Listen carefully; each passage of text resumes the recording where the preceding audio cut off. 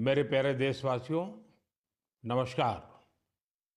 मन की बात में आप सबका स्वागत है। पूरे देश में इस समय त्योहारों का उल्लास है। हम सब ने कुछ दिन पहले दीपावली मनाई है और अभी बड़ी संख्या में लोग छठ पूजा में व्यस्त हैं। घरों में ठेकुआ बनाया जा रहा है। जगह-जगह घाट सज रहे हैं। बाजारों में रौनक है। हर तरफ श्रद्धा, अपनापन और परंपरा का संगम दिख रहा है। छठ का व्रत रखने वाली महिलाएं जिस समर्पण और निष्ठा से इस पर्व की तैयारी करती हैं, वो अपने आप में बहुत प्रेरणादायक है। साथियों, छठ का महापर्व संस्कृति, प्रकृति और समाज के बीच की गहरी एकता का प्रतिबिंब है। छठ के घाटों पर समाज का हर वर्ग एक साथ खड़ा होता है। ये दृश्य भारत की सामाजिक एकता का सबसे सुंदर उदाहरण है। आप देश और दुनिया के किसी भी कोने में हो, यदि मौका मिले तो छठ उत्सव में जरूर हिस्सा लें। एक अनोखे अनुभव को खुद महसूस करें। मैं छठी मैया को नमन करता हूँ। सभी देशवासियों को, विशेषकर बिहार, झारखंड और पूर्वांचल के लोगों को छठ महापर्व की शुभकामनाएं देता हूँ। साथियों, त्योहारों के इस अवसर पर मैंने आप सभी के नाम एक पत्र लिखकर अपनी भावनाएं साझा की थी। मैंने चिट्ठी में देश की उन उपलब्धियों के बारे में बताया था जिससे इस बार त्योहारों की रौनक पहले से ज्यादा हो गई है। मेरी चिट्ठी के जवाब में मुझे देश के अनेक नागरिकों ने अपने संदेश भेजे हैं। वाकई ऑपरेशन सिंदूर ने हर भारतीय को गर्व से भर दिया है। इस बार उन इलाकों में भी खुशियां के दीप जलाए गए जहां कभी माओवादी आतंक का अंधेरा छाया रहता था। लोग उस माओवादी आतंक का जड़ से खात्मा चाहते हैं जिसने उनके बच्चों का भविष्य संकट में डाल दिया था। जीएसटी बचत उत्सव को लेकर भी लोगों में बहुत उत्साह है। इस बार त्योहारों में एक और सुखद बात देखने को मिली। बाजारों में स्वदेशी सामानों की खरीदारी जबरदस्त तरीके से बढ़ी है। लोगों ने मुझे जो संदेश भेजे हैं उसमें बताया है कि इस बार उन्होंने किन स्वदेशी चीजों की खरीदारी की है। साथियों, मैंने अपने पत्र में खाने के तेल में 10% की कमी करने का भी आग्रह किया था। इस पर भी लोगों ने बहुत सकारात्मक रुख दिखाया है। साथियों, स्वच्छता और स्वच्छता के प्रयास, इस पर भी मुझे ढेर सारे संदेश मिले हैं। मैं आपसे देश के अलग-अलग शहरों की ऐसी गाथाएं साझा करना चाहता हूं जो बहुत प्रेरणादायक है। छत्तीसगढ़ के अंबिकापुर में शहर से प्लास्टिक कचरा साफ करने के लिए एक अनोखी पहल की गई है। अंबिकापुर में गार्बेज कैफे चलाए जा रहे हैं। ये ऐसे कैफे हैं जहां प्लास्टिक कचरा लेकर जाने पर भरपेट खाना खिलाया जाता है। अगर कोई व्यक्ति 1 किलो प्लास्टिक लेकर जाए, उसे दोपहर या रात का खाना मिलता है और कोई आधा किलो प्लास्टिक ले जाए तो नाश्ता मिल जाता है। ये कैफे अंबिकापुर म्युनिसिपल कॉरपोरेशन चलाता है। साथियों, इसी तरह का कमाल बेंगलुरु में इंजीनियर कपिल शर्मा जी ने किया है। बेंगलुरु को झीलों का शहर कहा जाता है और कपिल जी ने यहाँ झीलों को नया जीवन देने का अभियान शुरू किया है। कपिल जी की टीम ने बेंगलुरु और आसपास के इलाकों में 40 कुओं और 6 झीलों को फिर से जिंदा कर दिया है।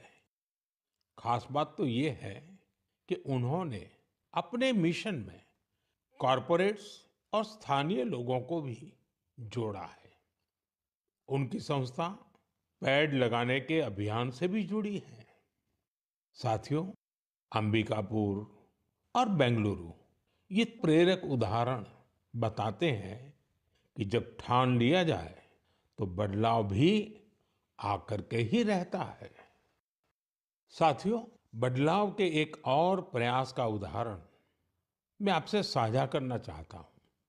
आप सब जानते हैं, जैसे पहाड़ों पर और मैदानी इलाकों में जंगल होते हैं, ये जंगल मिट्टी को बांधे रहते हैं। कुछ वैसी ही अहमियत समंदर के किनारे मैंग्रोव की होती है। मैंग्रोव समुद्र के खारे पानी और दलदली जमीन में उगते हैं और समुद्री इकोसिस्टम का एक अहम हिस्सा होते हैं। सुनामी या साइक्लोन जैसी आपदा आने पर ये मैंग्रोव बहुत मददगार साबित होते हैं। साथियों, गुजरात के वन विभाग ने मैंग्रोव के इस महत्व को समझते हुए खास मुहिम चलाई हुई है। 5 साल पहले वन विभाग की टीमों ने अहमदाबाद के नजदीक धौलेरा में मैंग्रोव लगाने का काम शुरू किया था और आज धौलेरा तट पर 3,500 हेक्टेयर में मैंग्रोव फैल चुके हैं। इन मैंग्रोव का असर आज पूरे क्षेत्र में देखने को मिल रहा है। वहां की इकोसिस्टम में डॉल्फिन्स की संख्या बढ़ गई है। केकड़े और दूसरे जलीय जीव भी पहले से ज्यादा हो गए हैं। यही नहीं, अब यहाँ प्रवासी पक्षी भी काफी संख्या में आ रहे हैं। इससे वहां के पर्यावरण पर अच्छा प्रभाव तो पड़ा ही है, धौलेरा के मछली पालकों को भी फायदा हो रहा है। साथियों, धौलेरा के अलावा गुजरात के कच्छ में भी इन दिनों मैंग्रोव प्लांटेशन बहुत जोरों पर हो रहा है। वहां कोरी क्रीक में मैंग्रोव लर्निंग सेंटर भी बनाया गया है। साथियों, पेड़ पौधों की, वृक्षों की यही तो खासियत होती है। जगह चाहे कोई भी हो, वो हर जीव मात्र की बेहतरी के लिए काम आते हैं। इसलिए तो हमारे ग्रंथों में कहा गया है, धन्या महिरुहा येभ्यो निराशाम यान्ति नार्थिनः। अर्थात वो वृक्ष और वनस्पतियां धन्य है जो किसी को भी निराश नहीं करते। हमें भी चाहिए, हम जिस भी इलाके में रहते हैं, पेड़ अवश्य लगाएं। एक पेड़ मां के नाम के अभियान को हमें और आगे बढ़ाना है। मेरे प्यारे देशवासियों, क्या आप जानते हैं कि मन की बात में हम जिन विषयों पर चर्चा करते हैं, उनमें मेरे लिए सबसे संतोष की बात क्या होगी? तो मैं इस बारे में यही कहूंगा कि मन की बात में हम जिन विषयों की चर्चा करते हैं, उनसे लोगों को समाज के लिए कुछ अच्छा, कुछ इनोवेटिव करने की प्रेरणा मिलती है। इससे हमारी संस्कृति, हमारे देश के कई पहलू उभर कर सामने आते हैं। साथियों, आप में से बहुतों को याद होगा, करीब 5 वर्ष पहले मैंने इस कार्यक्रम में भारतीय नस्ल के श्वान यानी डॉग्स की चर्चा की थी। मैंने देशवासियों के साथ ही अपने सुरक्षा बलों से आग्रह किया था कि वे भारतीय नस्ल के डॉग्स को अपनाएं, क्योंकि वो हमारे परिवेश और परिस्थितियों के अनुरूप ज्यादा आसानी से ढल जाते हैं। मुझे ये बताते हुए खुशी हो रही है कि हमारी सुरक्षा एजेंसियों ने इस दिशा में काफी सराहनीय प्रयास किए हैं। बीएसएफ और सीआरपीएफ ने अपने दस्तों में भारतीय नस्ल के डॉग्स की संख्या बढ़ाई है। डॉग्स की ट्रेनिंग के लिए बीएसएफ का नेशनल ट्रेनिंग सेंटर ग्वालियर के टेकनपुर में है। यहाँ उत्तर प्रदेश के रामपुर हाउंड कर्नाटका और महाराष्ट्र के मुधोल हाउंड, इस पर विशेष रूप से फोकस किया जा रहा है।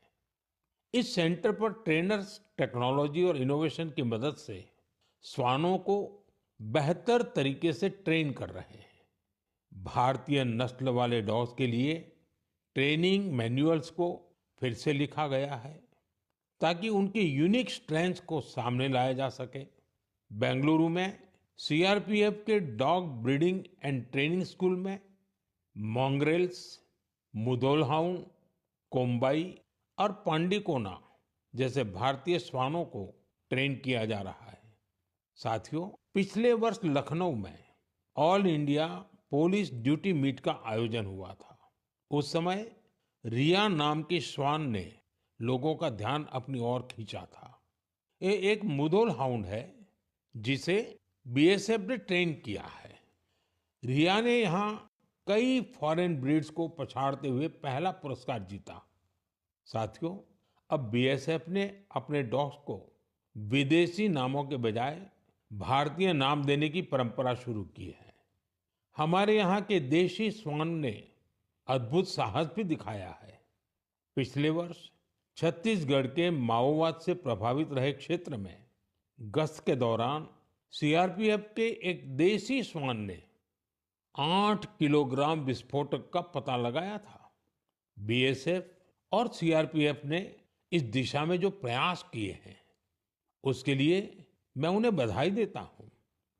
वैसे मुझे 31 अक्टूबर का भी इंतजार है। यह लौह पुरुष सरदार पटेल की जयंती का दिन है। इस अवसर पर हर वर्ष गुजरात के एकता नगर में स्टैच्यू ऑफ यूनिटी के समीप विशेष समारोह आयोजित किए जाते हैं। यहीं पर एकता दिवस परेड भी होती है और इस परेड में फिर से भारतीय श्वानों के सामर्थ्य का प्रदर्शन होगा। आप भी मौका निकालकर इसे जरूर देखिएगा। मेरे प्यारे देशवासियों, सरदार पटेल जी की 150वीं जयंती का दिन पूरे देश के लिए एक बहुत विशेष अवसर है। सरदार पटेल आधुनिक काल में राष्ट्र की सबसे महान विभूतियों में से एक रहे हैं। उनके विराट व्यक्तित्व में अनेक गुण एक साथ समाहित थे। वे एक अत्यंत प्रतिभाशाली छात्र रहे। उन्होंने भारत और ब्रिटेन दोनों ही जगह पढ़ाई में बेहतरीन प्रदर्शन किया। वे अपने समय के सबसे सफल वकीलों में से भी एक थे। वो वकालत में और नाम कमा सकते थे, लेकिन गांधी जी से प्रेरित होकर उन्होंने खुद को स्वतंत्रता आंदोलन में पूरी तरह समर्पित कर दिया। खेड़ा सत्याग्रह से लेकर बोरसद सत्याग्रह तक अनेक आंदोलनों में उनके योगदान को आज भी याद किया जाता है। अहमदाबाद म्युनिसिपैलिटी के प्रमुख के रूप में उनका कार्यकाल भी ऐतिहासिक रहा था। उन्होंने स्वच्छता और सुशासन को सर्वोच्च प्राथमिकता दी। उप प्रधानमंत्री और गृह मंत्री के रूप में उनके योगदान के लिए हम सभी सदैव उनके ऋणी रहेंगे। साथियों, सरदार पटेल ने भारत के ब्यूरोक्रेटिक फ्रेमवर्क की एक मजबूत नींव भी रखी। देश की एकता और अखंडता के लिए उन्होंने अद्वितीय प्रयास किए। मेरा आप सबसे आग्रह है, 31 अक्टूबर को सरदार साहब की जयंती देश भर में होने वाली रन फॉर यूनिटी में आप भी जरूर शामिल हो और अकेले नहीं, सबको साथ लेकर के शामिल हो। एक प्रकार से युवा चेतना का ये अवसर बनना चाहिए। एकता की दौड़ एकता को मजबूती देगी। ये उस महान विभूति के प्रति हमारी सच्ची श्रद्धांजलि है जिन्होंने भारत को एकता के सूत्र में पिरोया था। मेरे प्यारे देशवासियों, चाय के साथ मेरा जुड़ाव तो आप सभी जानते ही हैं, लेकिन आज मैंने सोचा कि मन की बात में क्यों ना कॉफी पर चर्चा की जाए। आपको याद होगा, बीते साल हमने मन की बात में अराकू कॉफी पर बात की थी। कुछ समय पहले ओडिशा के कई लोगों ने मुझसे कोरापुट कॉफी को लेकर भी अपनी भावनाएं साझा की। उन्होंने मुझे पत्र लिखकर कहा कि मन की बात में कोरापुट कॉफी पर भी चर्चा हो। साथियों, मुझे बताया गया है कि कोरापुट कॉफी का स्वाद गजब होता है। और इतना ही नहीं, स्वाद तो स्वाद, कॉफी की खेती भी लोगों को फायदा पहुंचा रही है। कोरापुट में कुछ लोग ऐसे भी हैं जो अपने पैशन की वजह से कॉफी की खेती कर रहे हैं। कॉरपोरेट वर्ल्ड में अच्छी खासी नौकरी करते थे, लेकिन वो कॉफी को इतना पसंद करते हैं कि इस फील्ड में आ गए और अब सफलता से इसमें काम कर रहे हैं। ऐसी कई महिलाएं भी हैं जिनके जीवन में कॉफी से सुखद बदलाव हुआ है। कॉफी से उन्हें सम्मान और समृद्धि दोनों हासिल हुई है। सच ही कहा गया है, कोरापुट कॉफी अत्यंत सुस्वादु, एहा ओडिशारा गौरव। साथियों, दुनिया भर में भारत की कॉफी बहुत लोकप्रिय हो रही है। चाहे कर्नाटका में चिकमंगलूर, कुर्ग और हासन हो, तमिलनाडु में पुल्नी, शेवरॉय, नीलगिरी और अन्नामलाई के इलाके हो, कर्नाटका तमिलनाडु सीमा पर बिलिगिरी क्षेत्र हो, या फिर केरला में वायनाड, त्रावणकोर और मालाबार के इलाके, भारत की कॉफी की डाइवर्सिटी देखते ही बनती है। मुझे बताया गया है कि हमारा नॉर्थ ईस्ट भी कॉफी कल्टीवेशन में आगे बढ़ रहा है। इससे भारतीय कॉफी की पहचान दुनिया भर में और मजबूत हो रही है। तभी तो कॉफी को पसंद करने वाले कहते हैं, India's coffee is coffee at its finest. It is brood in India and loved by the world. मेरे प्यारे देशवासियों, अब मन की बात में एक ऐसे विषय की बात जो हम सबके दिलों के बेहद करीब है। ये विषय है हमारे राष्ट्रगीत का। भारत का राष्ट्रगीत यानी वंदे मातरम। एक ऐसा गीत जिसका पहला शब्द ही हमारे हृदय में भावनाओं का उफान ला देता है। वंदे मातरम, इस एक शब्द में कितने ही भाव है, कितनी ऊर्जाएं हैं। सहज भाव में ये हमें माँ भारती के वात्सल्य का अनुभव कराता है। यही हमें माँ भारती की संतानों के रूप में अपने दायित्वों का बोध कराता है। अगर कठिनाई का समय होता है तो वंदे मातरम का उद्घोष 140 करोड़ भारतीयों को एकता की ऊर्जा से भर देता है। साथियों, राष्ट्रभक्ति, माँ भारती से प्रेम, ये अगर शब्दों से परे की भावना है तो वंदे मातरम उस अमूर्त भावना को साकार स्वर देने वाला गीत है। इसकी रचना बंकिम चंद्र चट्टोपाध्याय जी ने सदियों की गुलामी से शिथिल हो चुके भारत में नए प्राण फूंकने के लिए की थी। वंदे मातरम भले ही 19वीं शताब्दी में लिखा गया था, लेकिन इसकी भावना भारत की हजारों वर्ष पुरानी अमर चेतना से जुड़ी थी।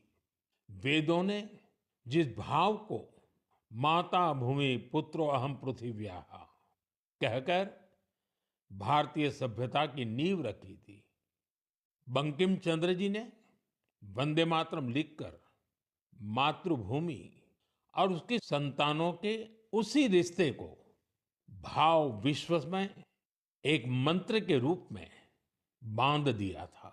साथियों, आप सोच रहे होंगे कि मैं अचानक से वंदे मातरम की इतनी बातें क्यों कर रहा हूं।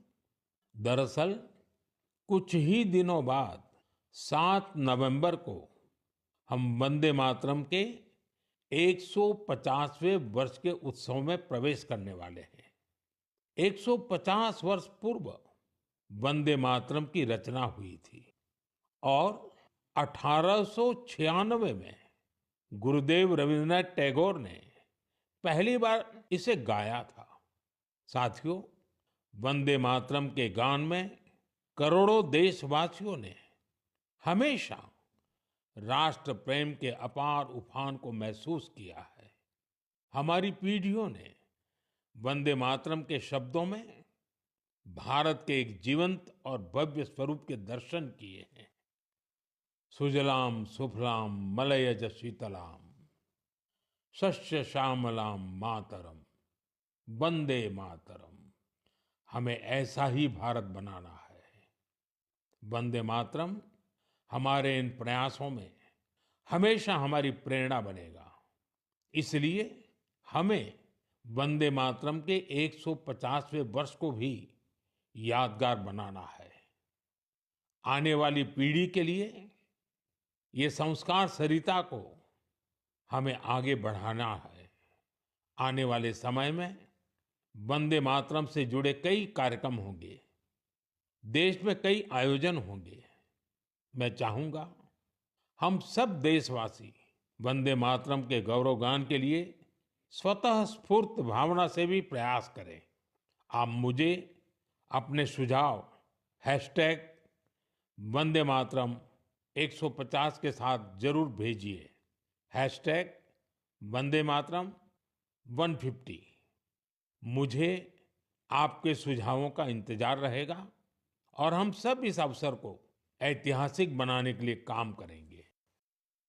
मेरे प्यारे देशवासियों, संस्कृत का नाम सुनते ही हमारे मन मस्तिष्क में आता है हमारे धर्म ग्रंथ, वेद, उपनिषद, पुराण, शास्त्र, प्राचीन ज्ञान विज्ञान, अध्यात्म और दर्शन। लेकिन एक समय इन सब के साथ साथ संस्कृत बातचीत की भी भाषा थी। उस युग में अध्ययन और शोध संस्कृत में ही किए जाते थे। नाट्य मंचन भी संस्कृत में होते थे। लेकिन दुर्भाग्य से गुलामी के कालखंड में भी और आजादी के बाद भी संस्कृत लगातार उपेक्षा का शिकार हुई। इस वजह से युवा पीढ़ियों में संस्कृत के प्रति आकर्षण भी कम होता चला गया। लेकिन साथियों, अब समय बदल रहा है, तो संस्कृत का भी समय बदल रहा है। संस्कृति और सोशल मीडिया की दुनिया ने संस्कृत को नई प्राणवायु दे दी है। इन दिनों कई युवा संस्कृत को लेकर बहुत रोचक काम कर रहे हैं।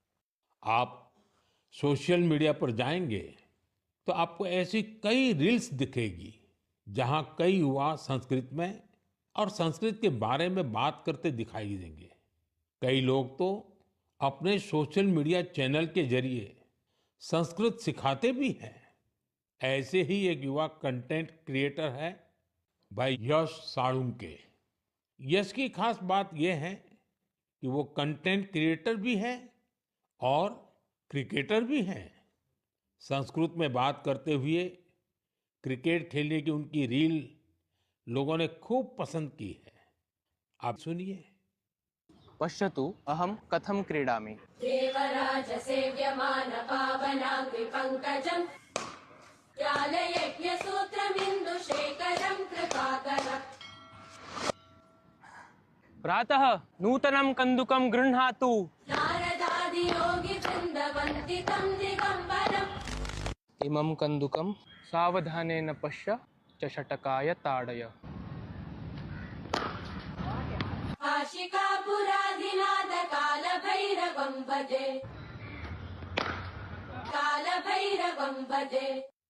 साथियों, कमला और जानवी, इन दो बहनों का काम भी शानदार है। ये दोनों बहनें अध्यात्म, दर्शन और संगीत पर कंटेंट बनाती हैं। इंस्टाग्राम पर एक और युवा का चैनल है संस्कृत छात्रो अहम। इस चैनल को चलाने वाले युवा साथी संस्कृत से जुड़ी जानकारियां तो देते ही हैं, वो संस्कृत में हास परिहास के वीडियो भी बनाते हैं। युवा संस्कृत में ये वीडियो भी खूब पसंद करते हैं। आप में से कई साथियों ने समष्टि के वीडियोज भी देखे होंगे। समष्टि संस्कृत में अपने गानों को अलग अलग तरह से प्रस्तुत करती है। एक और युवा है भावेश भीमनाथनी। भावेश संस्कृत श्लोकों, आध्यात्मिक दर्शन और सिद्धांतों के बारे में बात करते हैं। साथियों, भाषा किसी भी सभ्यता के मूल्यों और परंपराओं की वाहक होती है। संस्कृत ने ये कर्तव्य हजारों वर्ष तक निभाया है। ये देखना सुखद है कि अब संस्कृत के लिए भी कुछ युवा अपना कर्तव्य निभा रहे हैं। मेरे प्यारे देशवासियों, अब मैं आपको जरा फ्लैशबैक में लेकर चलूंगा। आप कल्पना करिए, 20वीं सदी का शुरुआती कालखंड। तब दूर दूर तक आजादी की कहीं कोई उम्मीद नजर नहीं आ रही थी। पूरे भारत में अंग्रेजों ने शोषण की सारी सीमाएं लांघ दी थी और उस दौर में हैदराबाद के देशभक्त लोगों के लिए दमन का दौर और भी भयावह था। वे क्रूर और निर्दयी निजाम के अत्याचारों को भी झेलने को मजबूर थे।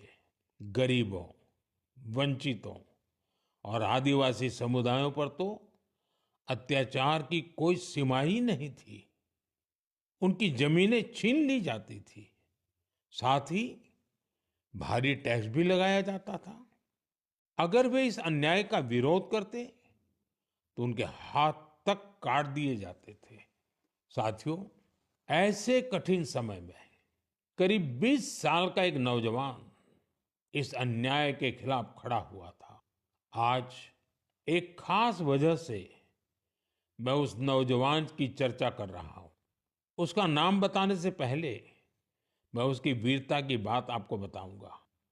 साथियों, उस दौर में जब निजाम के खिलाफ एक शब्द बोलना भी गुनाह था, उस नौजवान ने सिद्दीकी नाम के निजाम के एक अधिकारी को खुली चुनौती दे दी थी। निजाम ने सिद्दीकी को किसानों की फसलें जब्त करने के लिए भेजा था, लेकिन अत्याचार के खिलाफ इस संघर्ष में उस नौजवान ने सिद्दीकी को मौत के घाट उतार दिया। वो गिरफ्तारी से बच निकलने में भी कामयाब रहा।